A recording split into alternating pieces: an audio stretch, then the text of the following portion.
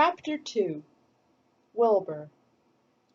Fern loved Wilbur more than anything. She loved to stroke him, to feed him, to put him to bed. Every morning, as soon as she got up, she warmed his milk, tied his bib on, and held the bottle for him. Every afternoon, when the school bus stopped in front of her house, she jumped out and ran to the kitchen to fix another bottle for him. She fed him again at supper time, and again just before going to bed.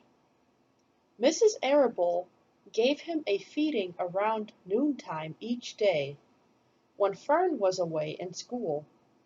Wilbur loved his milk, and he was never happier than when Fern was warming up a bottle for him.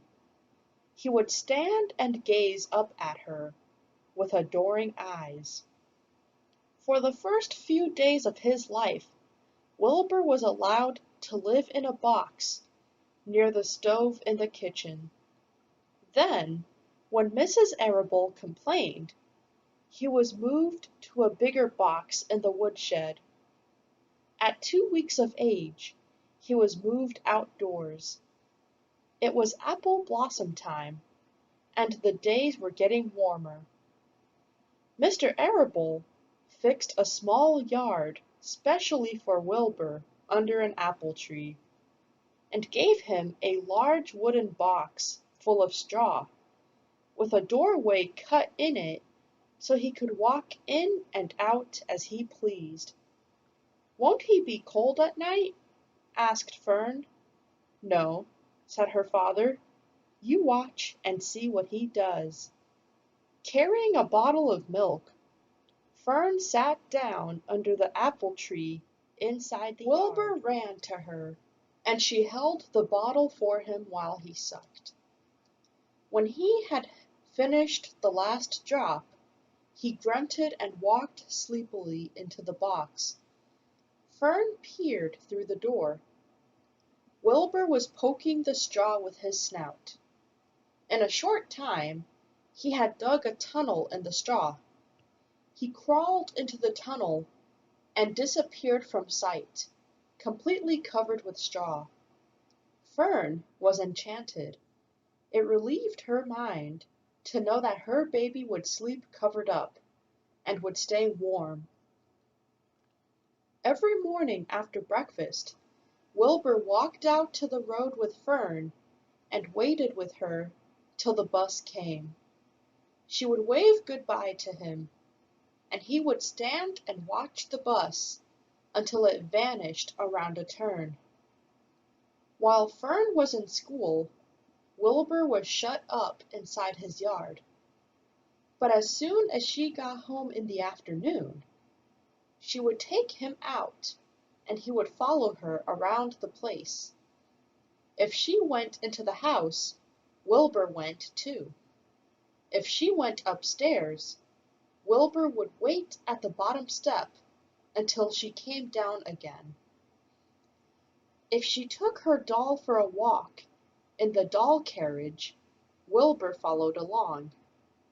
Sometimes on these journeys, Wilbur would get tired, and Fern would pick him up and put him in the carriage alongside the doll. He liked this, and if he was very tired, he would close his eyes and go to sleep under the doll's blanket. He looked cute when his eyes were closed, because his lashes were so long. The doll would close her eyes too, and Fern would wheel the carriage very slowly and smoothly, so as to not wake One warm afternoon, Fern and Avery put on bathing suits and went down to the brook for a swim. Wilbur tagged along at Fern's heels. Then she waded into the brook. Wilbur waded in with her. He found the water quite cold, too cold for his liking. So while the children swam and played and splashed water at each other, Wilbur amused himself in the mud along the edge of the brook, where it was warm and moist and delightfully sticky and oozy. Every day was a happy day, and every night was peaceful. Wilbur was what farmers call a spring pig, which simply means that he was born in springtime. When he was 5 weeks old, Mr. Arable said he was now big enough to sell and would have to be sold. Fern broke down and wept, but her father was firm about it. Wilbur's appetite had increased.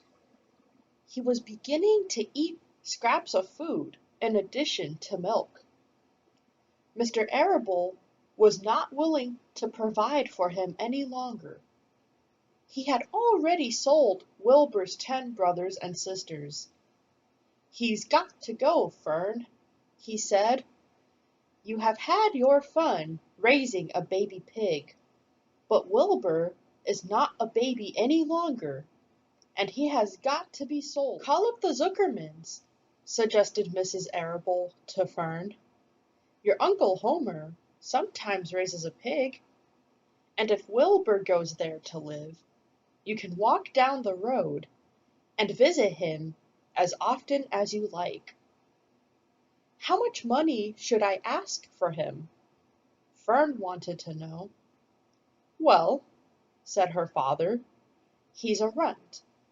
Tell your Uncle Homer you've got a pig you'll sell for $6, and see what he says." It was soon arranged. Fern phoned and got her Aunt Edith, and her Aunt Edith hollered for Uncle Homer, and Uncle Homer came in from the barn and talked to Fern. When he heard that the price was only $6, he said he would buy the pig. Next day Wilbur was taken from his home under the apple tree and went to live in a manure pile in the cellar of Zuckerman's barn.